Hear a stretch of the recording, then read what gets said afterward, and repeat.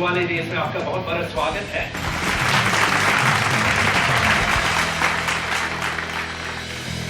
मुझे कोई व्यक्ति ये कहता है कि आप बहुत महान कवि हैं, तो मैं दो बातें समझता हूँ, या तो ये कविता नहीं समझता है या मुझे कुछ और समझ रहा है।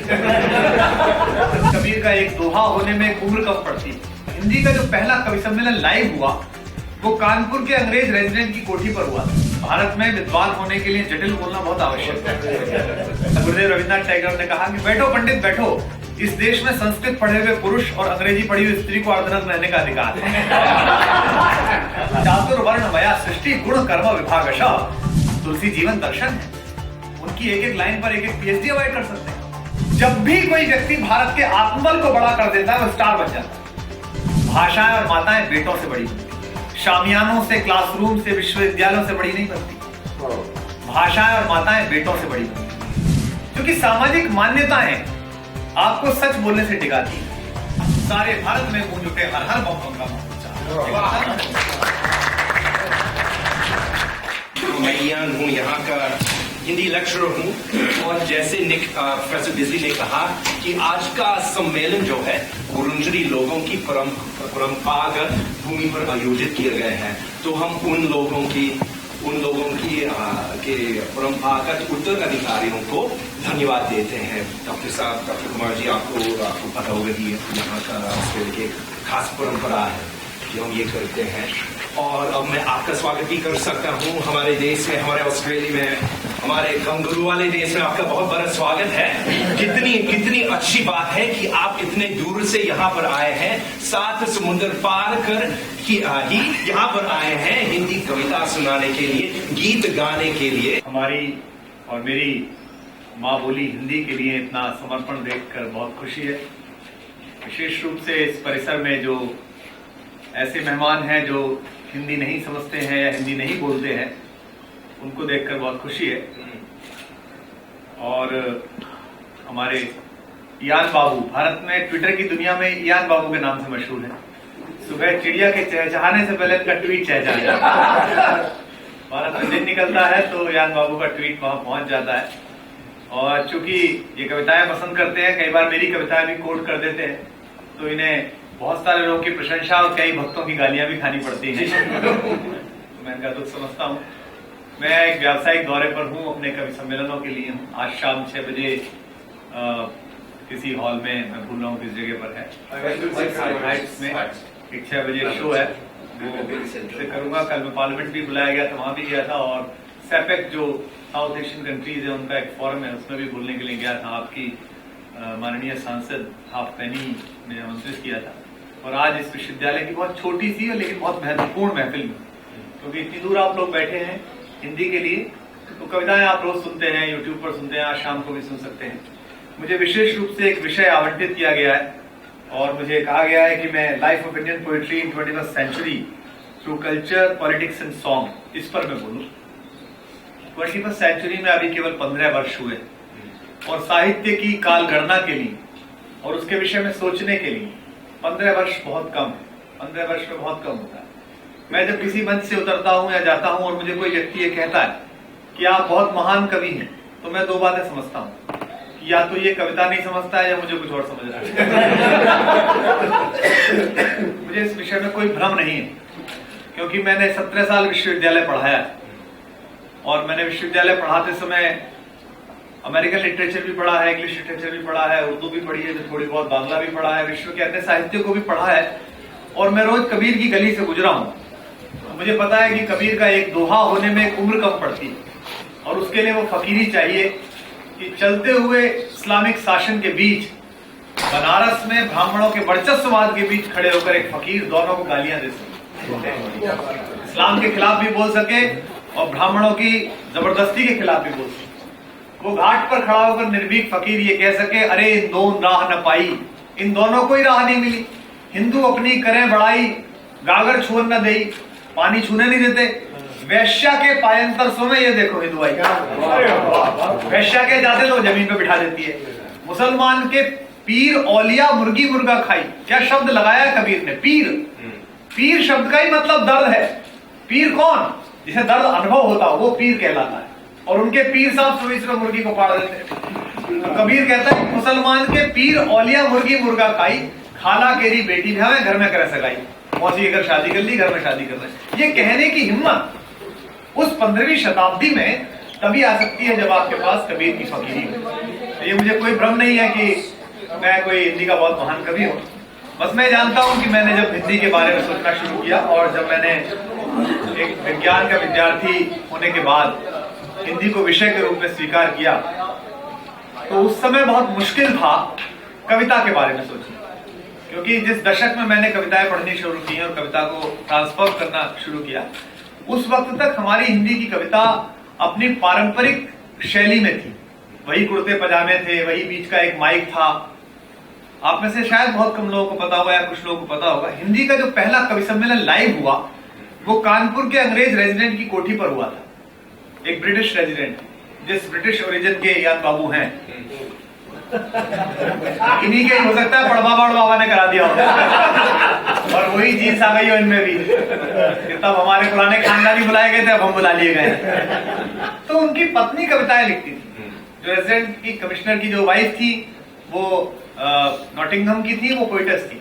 तो उन्होंने कहा कि मैं यहाँ के कवियों को सुनना चाहती हूँ, यहाँ के कवि क्या लिखते हैं। तो उस समय उनकी कोठी पर एक कवि सम्मेलन किया गया और ये व्यवस्था बनाई गई कि मैडम कविता सुनेंगी और कुछ लोग ट्रांसलेट करके उन्हें समझाएंगे। वो जो पहला कवि सम्मेलन था उसकी खबर उस जमाने के उदंत मार्तंड अखबार में छपी थी। उसमें कवियों को एक मंच पर गोल घेरे में बिठाया गया था। बीच में एक ध्वनि विस्तारक यंत्र पहला गोल वाला आता था, जिसमें पूरा बोलने वाला ही खप जाता था। बापू के फोटो आपने देखे होंगे, गोल वाले में बोलते थे। वहां बैठ के एक कवि कविता पढ़ता था और सुनाया जाता था। 150 वर्ष हो गए, लेकिन कविता का पढ़ने की वाचिक परंपरा वही हुई। बस अंतर इतना आया कि जो गोल वाला माइक था वो पतले वाले माइक में कन्वर्ट हो गया। तो जब मैंने पहली बार इस संस्थान के बारे में गंभीरता से सोचा तो मुझे लगा कि दुनिया बदल गई है, लोगों का खान पान बदल गया है, सोचना बदल गया है, पूरी नई पीढ़ी आ गई है जो हमारी भाषा में हमसे संवाद नहीं करती। जो हमारी कविता की भाषा खड़ी बोली की 1960 के दशक की है, 70 के दशक की है, 50 के दशक की है। प्रिय तुम्हारे अभ्यंतर में विद्यमान है मेरी पीड़ा। तो ना तो उसे विद्यमान पता, ना पीड़ा पता, ना प्रिय, ना अंतर मन, उसकी समझ में नहीं आ रहा है कौन सी चीज कहां पर है। तो ऐसे में उससे अगर आप संवाद नहीं करेंगे तो धीमे धीमे हिंदी उससे छूट जाएगी।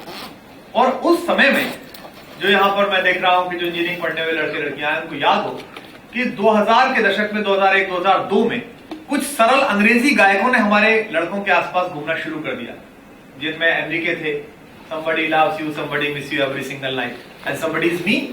बहुत साधारण था, कोई तुम्हें प्यार करता है, कोई तुम्हें हर रात मिस करता है और वो कोई मैं हूं। कितना सादा है, कितना अच्छा है। लड़के को लगता था ये बहुत अच्छा है, भाषा दूसरी है पर बात अच्छी कही जा रही है, इसीलिए वो स्वीकार होने लगे। तो फिर मैंने कोशिश की कि मैं जैसी भी टूटी फूटी मेरे पास कविता है उसे लेकर मैं तक जाऊं। और 2002 में मैंने पहला परफॉर्मेंस किया दिल्ली के इंजीनियरिंग कॉलेज में, NSIT में। मोक्ष नाम से उनका कार्यक्रम था, उन्होंने मुझे आमंत्रित किया और मैंने वहां अपनी सरलतम कविताएं लिखी। उससे पहले मैं भी जटिलतम शब्दों की चपेट में आ चुका था। भारत में विद्वान होने के लिए जटिल बोलना बहुत आवश्यक है। अंधकार के घोर तिमिर में घना अंधेरा छाया है।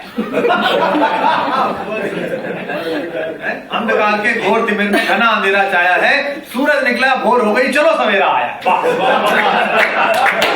बहुत अच्छा बोले, क्या बढ़िया बात बताई। बात दोनों एक ही कही उन्होंने, दिन निकल गया ये बात कहनी थी, लेकिन बात ऐसे की। तो भारत में एक बड़ा ये मामला था। हिंदुस्तान में हमारी जो परंपरा है पढ़ने लिखने की, उसमें 2-3 चीजें। गुरुदेव रविन्द्रनाथ टैगोर विश्व भारती चलाते थे, तो पूज्य आचार्य पंडित हजारी प्रसाद द्विवेदी वहां प्रोफेसर थे, संस्कृत के असिस्टेंट प्रोफेसर थे, से अभी आप असिस्टेंट प्रोफेसर हैं। तो ऐसे सुबह ही सुबह अपना लॉन पे बैठ के हजारी प्रसाद जी कुछ पढ़ रहे थे। गर्मी का दिन थे, उमस के दिन थे, तो उन्होंने सिर्फ धोती पहन रखी थी और धोती भी आधी उठा के कंधे पे डाल ली। तो सुबह सुबह घूमते हुए गुरुदेव पहुंचे। क्षितेंद्र मोहन सेन जो प्रोफेसर थे आर्ट के, बड़े कलागुरु कहा जाता है उनको, बंगाल के कुछ लोग यहाँ बैठे हो तो क्षितेंद्र बाबू का नाम जानते होंगे। वो पीछे से जाके उन्होंने उनको डिस्टर्ब किया, कहा पंडित जी कैसे हैं। तो हजारी प्रसाद जी उठ के खड़े हो गए और हजारी प्रसाद जी अपनी धोती संभालने लगे, ढकने लगे खुद को। तो सुनते हैं कि परिहास में गुरुदेव रविन्द्रनाथ टैगोर ने कहा कि बैठो पंडित बैठो, इस देश में संस्कृत पढ़े हुए पुरुष और अंग्रेजी पढ़ी हुई स्त्री को अर्धनग्न रहने का अधिकार है। उन्होंने परिहास में बात की, लेकिन बड़े आदमी तो नोबेल पुरस्कार मिला तो उसका कुछ तो अर्थ था। जब मैंने संस्मरण पढ़ा तो मुझे समझ में आया इसका कुछ तो अर्थ है। तो भारत 1000 वर्ष की ऐसी बौद्धिक गुलामी में रहा जहां हमारी बौद्धिक मनीषा ने बड़ी कोशिश की कि हमारी चेतना के जितने आदि स्रोत हैं उन्हें स्मृति में कंठस्थ किया है, और इसका प्रयास विफल हुआ। जब पहली बार हमारे ऊपर आक्रमण हुआ और कुस्तुनतुनिया की लाइब्रेरी जलाई गई, तो इतिहासकार कहते हैं कि इतनी जबरदस्त उसके अंदर भुर्ज पत्रों की प्रतियां थी किताबों की कि 3 महीने तक उसमें से धुआं उठता रहा, आग ही उठती रही, सुलगती रही। और जब वहां से महमूद गजनी गुजरा और उसने बाहर लाइब्रेरियन को बुलाकर अपनी सेना से घेर कर पूछा, कुरान पाक को हाथ में रख के, कि जो इस किताब में है क्या इस किताब से अलग कुछ अंदर है? तो डरे हुए उसने कहा लाइब्रेरियन के साहब नहीं, जो इस किताब में है सभी वही है। तो बोले फिर इन सब किताबों की क्या जरूरत, आग लगा दो। आग लगा दी। धीमे धीमे जब ग्रंथ जलाए गए हमारे, तो हमारे आचार्यों ने एक नई परंपरा की इजाद की, एक नई परंपरा उन्होंने खोजी, और वो ये थी कि उन्होंने अपने शिष्यों से गुरुदक्षिणा में स्मृति मांगनी प्रारंभ कर दी। उन्होंने कहा कि अगर तुम सबसे तेज मेरे शिष्य हो तो 4 साल 5 साल बाद जब विश्वविद्यालय से निकलो तो ये 4 वेद तुम कंठस्थ करो। तो किसके कंठ में वेद है किसके में नहीं है, इसे कौन काटेगा? कितना भी आक्रमण हो, यहां जितने लोग बैठे हैं मुझे इनमें से क्या पता कि एस्ट्रोफिजिक्स किसको ज्यादा याद है। एक भी बच जाएगा तो वो लेके जाएगा। तो जो सबसे मेधावी छात्र थे जिन्होंने 4 वेद कंठस्थ किए, वो उस परंपरा में, उन विद्यार्थियों की परंपरा में चतुर्वेदी कहलाए। जिन्होंने 3 वेद कंठस्थ किए वो त्रिवेदी कहलाए। जिन्होंने 4 वेद कंठस्थ किए वो चतुर्वेदी, त्रिवेदी, द्विवेदी। जिन्होंने मिश्रित ज्ञान प्राप्त किया वो मिश्र कहलाए। जिन्होंने गुरु के पास बैठकर कुछ सीखा वो उपाध्याय कहलाए। उपाध्याय शब्द का मतलब ये पास आकर बैठना। ऐसे एक परंपरा तैयार हुई। ये जाति से नहीं थे, ये विद्वत्ता से, दक्षता से आया। इसीलिए श्रीमद् भागवत गीता में भगवान श्री कृष्ण अर्जुन को बताते हैं, चातुर्वर्ण मया सृष्टि गुण कर्म विभागशः। हे अर्जुन, 4 वर्णों में बटी हुई मेरी सृष्टि गुण और कर्म के विभाजन पर है। ये नहीं कि आप अगर शर्मा जी के घर पैदा हुए तो आप ब्राह्मण ही हुए। अगर शर्मा जी के घर पैदा हुए और आपने जाके सेना में मेजर जनरल की पोस्ट ली तो आप क्षत्रिय हो गए, क्योंकि आप रक्षा का काम कर रहे हैं। और आप अगर शर्मा जी के घर पैदा हुए और उसके बाद आप व्यापार में आ गए तो आप वैश्य हो गए। और अगर आप गुप्ता जी हैं और उसके बाद आप प्रोफेसर हो गए तो आप ब्राह्मण हो गए। उस परंपरा से आया, बाद में हमने इसे गूढ़ कर दिया। तो हमारी मनीषा इस परंपरा से आई।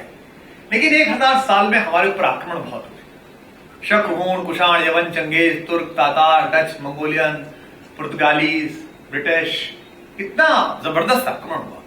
ऐसे समय में किसी भी देश के लिए बहुत मुश्किल हो जाता है कि वो अपने सांस्कृतिक मूल्यों की रक्षा कर सके, और उसमें बहुत सारी चीजें घालमेल हो जाती है।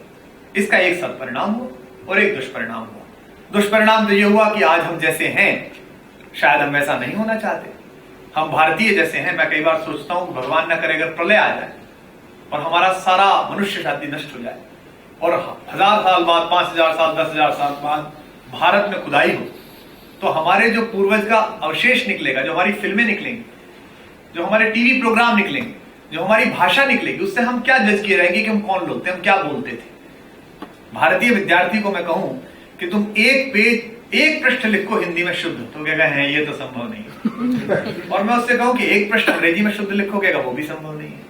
यानी कि वो मिली जुली भाषा का मिला जुला जीव है। उसकी वेशभूषा में एक मिलावट है, उसके बोलचाल में मिलावट है, उसके खान पान में मिलावट है, उसके इमोशन में मिलावट है।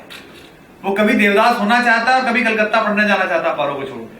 वो दोनों काम एक साथ करना चाहता है। इसका परिणाम ये हुआ कि हम अपनी मनीषा की शुद्धता से रक्षा नहीं कर पाए। 1947 के बाद हम आजाद हुए, 1000 वर्ष की गुलामी से बाहर आए। लेकिन दुर्भाग्य से तब भी हमें आजादी सत्ता रूपांतरण से नहीं मिली, सत्ता हस्तांतरण से मिली। It was not transform, it was transferred. हमने आजादी को ट्रांसफॉर्म नहीं करा इंडियन वैल्यूज में, हमने आजादी को ट्रांसफर करा। और जिन लोगों के हाथों में देश के दोनों हिस्से आए, पाकिस्तान और हिंदुस्तान एक ही देश था, वो दोनों लोग वो थे जिनके मस्तिष्क में मनीषा को लेकर पश्चिम का मॉडल था। आज मैं लाटरल यूनिवर्सिटी में बोल रहा हूं, आपकी संख्या कितनी भी हो।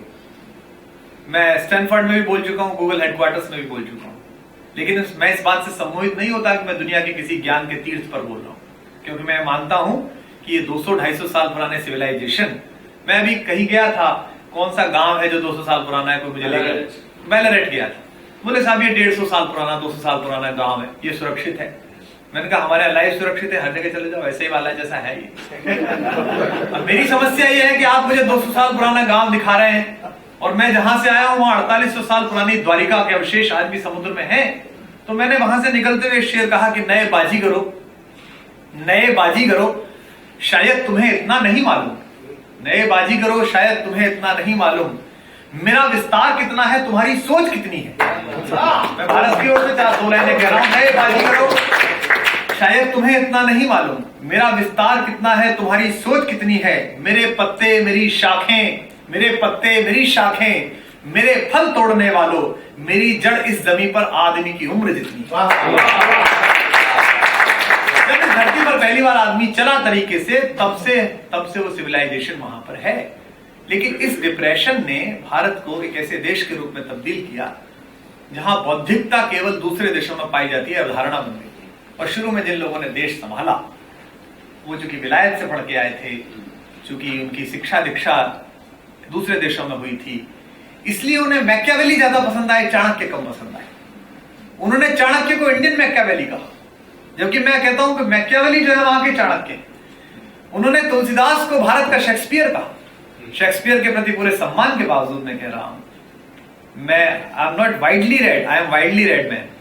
मैंने बड़ा टेढ़ा मेढ़ा पढ़ा है इधर उधर से, लेकिन शेक्सपियर मैंने कंप्लीट पढ़ा है, पूरा पढ़ा है। और तुलसी तो मेरी आत्मा में है। मेरी बिना पढ़ी दादी भी गाती थी, मेरी 12वीं पास माँ भी गाती थी, और सोफाया यूनिवर्सिटी से एनवायरमेंटल साइंसेज में पीएचडी करने वाली मेरी बीवी भी गाती है, वो भी पढ़ती है। तो मेरे पास 3 पीढ़ियों तक आ रहा है मानस। बाबा तुलसी मेरे साथ 3 पीढ़ी तक चल रहे हैं।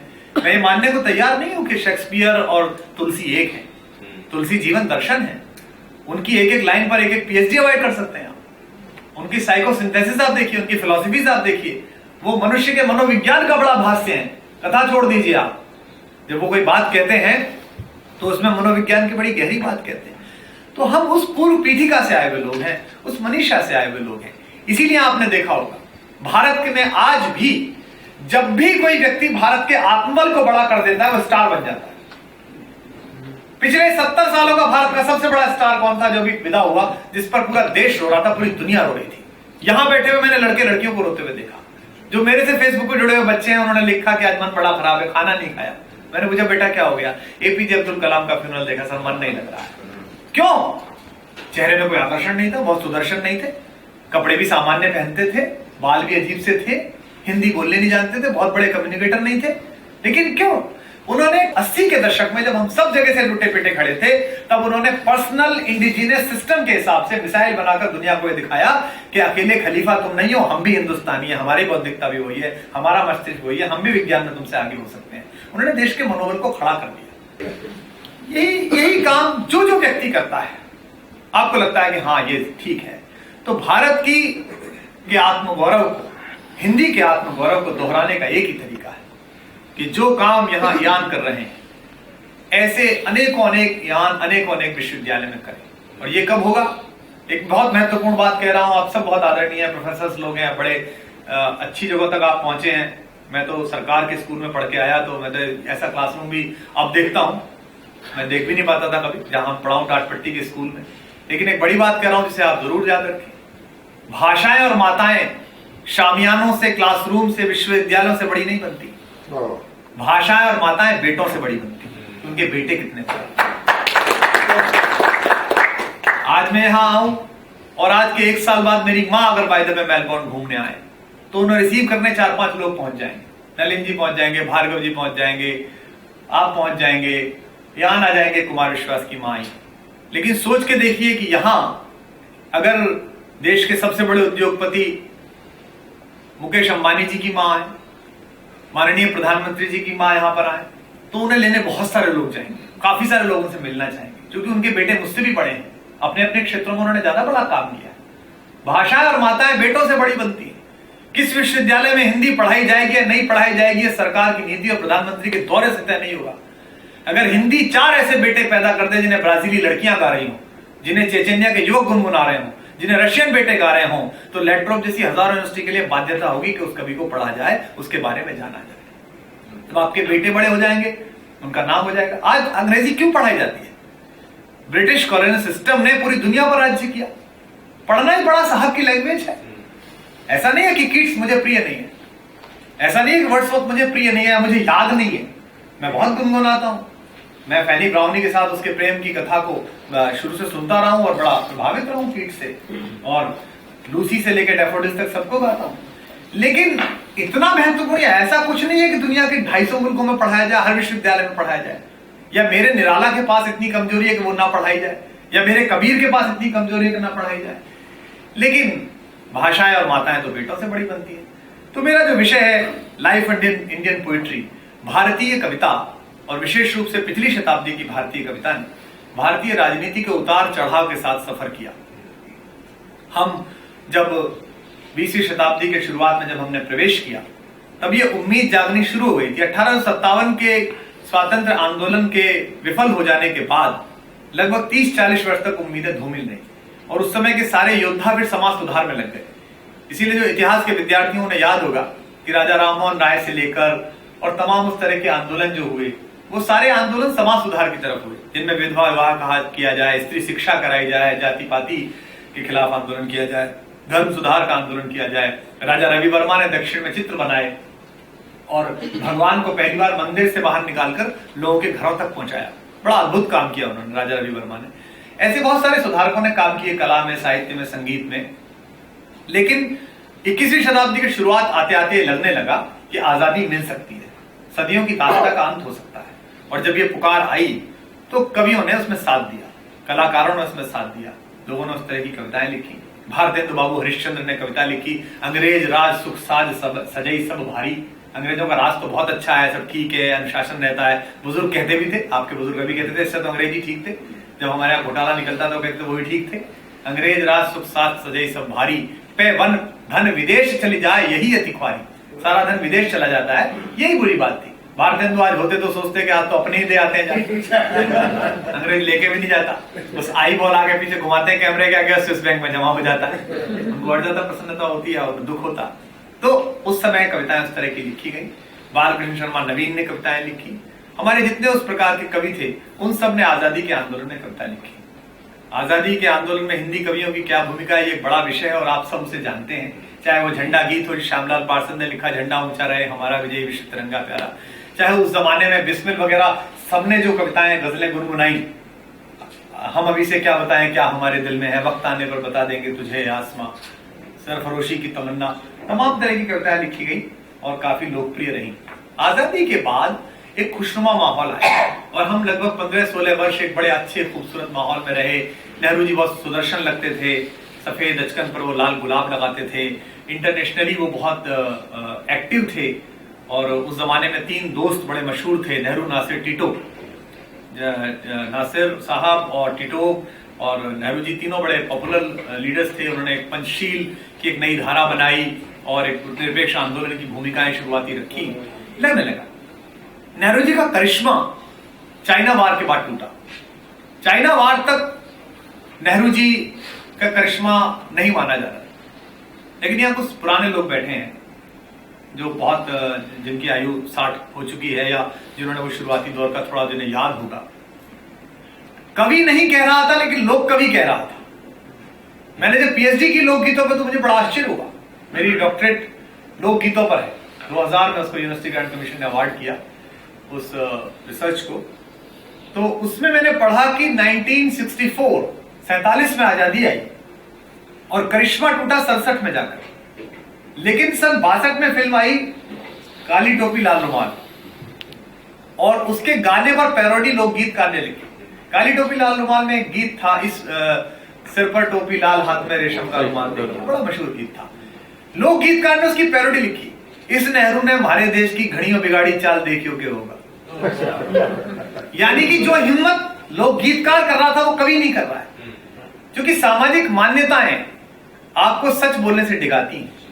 मैं आज सोचता हूं इस देश में रहकर, जहां जैसे गणतंत्र भारत का दुनिया का सबसे बड़ा लोकतंत्र है, इसमें मैं रहता हूं, मैं एक टिप्पणी करने से पहले मेरे दिमाग में कभी ना कभी ये बात जरूर आती है कि इस पर कितने मुकदमे होने वाले हैं, ट्विटर पे मुझे कितनी गालियां पड़ने वाली, फेसबुक पर कितने लोग मुझे चरित्र हत्याएं करने वाले। ये गणतंत्र है, लोकतंत्र है। लेकिन उस समय आप देखिए कि उस समय वो लोक कवि कह रहा है बिना नेहरू से डरे हुए, बिना नेहरू के प्रभाव में आए हुए। और फिर जब वो चुनाव हारे, जब वो युद्ध हारे, युद्ध हारने के बाद तो भारतीय कवियों ने थोड़ी कोशिश की, और आश्चर्य होगा कि सबसे पहली कोशिश की उन्हीं के घर के 2 कवियों ने। एक कवि तो ऐसा था जो राज्यसभा में उनके टिकट पर बैठता था, जिसका नाम है महाकवि रामधारी सिंह दिनकर, अद्भुत कवि। उन्होंने संसद की चलती बहस में नेहरू की शांति नीतियों के विरुद्ध कविता पढ़ी और उन्होंने राज्यसभा में कहा, रे रोक युधिष्ठिर को न यहां, युधिष्ठिर शांति शांति करने वाला, रे रोक युधिष्ठिर को न यहां, जाने दे इसको स्वर्गधीर, मरता हूं मरे। ये बोलने का साहस देखिए आप, रे रोक युधिष्ठिर। आज जब मैं देखता हूं कि हमारी सत्ताधारी पार्टियां मुझसे इस बात का सौदा करती है कि इस बार आपको पद्म भूषण दिला दी जाए, आप थोड़ा कम बोलो, मैं सौभाग्यशाली हूं कि देश भर के कवियों को मुंह खोलने के पैसे मिलते हैं, मुझे बंद रखने के देने के तैयार तो चुप तो रहे कम से कम। रे रोक युधिष्ठिर को न यहां, जाने दे इसको स्वर्गधीर, पर फिरा हमें गांडीव गदा, लौटा दे अर्जुन भीम वीर, कह दे शंकर से याद करें वे प्रलय नृत्य फिर एक बार, सारे भारत में गूंज उठे हर हर बम बम का मोहच्चा।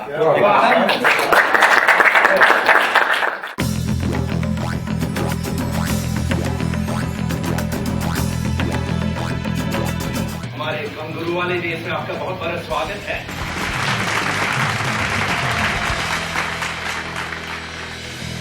किसी भी व्यक्ति को किसी संस्था से बड़ा मत बनाए। जिल्ले सुभानी के आगे कौन सच बोलता है? जाने तो वह कवि कल्पित था, मैंने तो भीषण जाड़ों में नवचुंबी कैलाश शीर्ष पर महामेघ को झंझाझल से गरज गरज भिड़ते देखा है, बाबर अकबर थे हो जाते हैं और कबीर और कुमार विश्वास है ही नहीं। आप मत मुझसे ज्यादा पा सकते हैं, मन मुझसे ज्यादा नहीं पा सकते। वो अफसाना जिसे अंजाम तक लाना ना हो, उसे खूबसूरत मोड़ देकर छोड़ना अच्छा। और लिटरेचर में हमारे लिखने पढ़ने वालों की एक पूरी फौज आई जो सिर्फ व्यवस्था की होती है। कल को कोई मजदूर का बेटा बेच दिया जाए भारत में 300 रुपए में, और मैं उस समय कोई दीवाना कहता है कि ये तो बड़ी खराब बात। साहित्य से भाव आती साहित्य, जो सबका भाव हो उसे इकट्ठा करके पढ़ो, तो वो साहित्य है।